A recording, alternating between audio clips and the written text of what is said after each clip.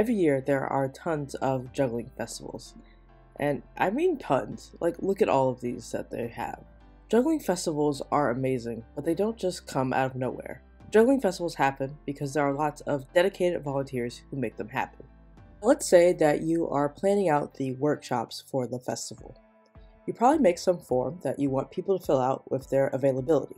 However, everyone's going to have different availability. So now you have a list with different time slots and overlapping times that they're available, and you have to find a schedule that will work. This is what I had to do when I was planning the workshops for the Atlanta Juggling Festival. Instead of making the schedule by hand, I decided to make an app to help me. This app is free and it's called Schedule Buddy. First, you put in the max number of people who can teach per time slot. This is basically the number of workshops going on at any given time. Let's use 2 for this example. Second, you can do the desired number of schedules. Now, the computer's goal is to create all possible schedules where everyone is teaching their desired number of workshops and each time slot is filled. If it is impossible to make that type of schedule, then it will give you all the best schedules back instead. Sometimes the computer can create over 100 different possible schedules. You can do 5 random schedules, 10 random schedules, or all schedules. Also note that each time you run the app, you'll get a different set of random schedules. So make sure to save the result file each time. Then you upload your file with the availability.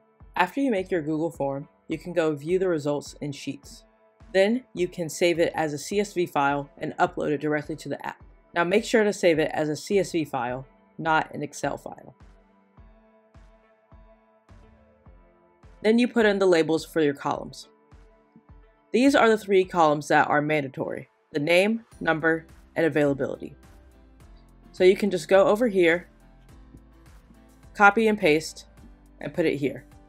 If you don't want to manually type in your column names, you can save your column names as name, number, and availability. You can also type in the character that separates time slots. So in our case, we have Friday at 7 p.m., comma, Friday at 8 p.m., comma. So in that case, our separator character is the comma. It defaults to a semicolon. One other thing is that when you put the names of the columns, don't use any quotation marks. You also have the option to put in a partial schedule. A partial schedule looks like this. Let's say that the capacity for the schedule is 2. The computer already knows that one person is teaching at Saturday at 4 p.m., so the computer will only put one more person in that time slot.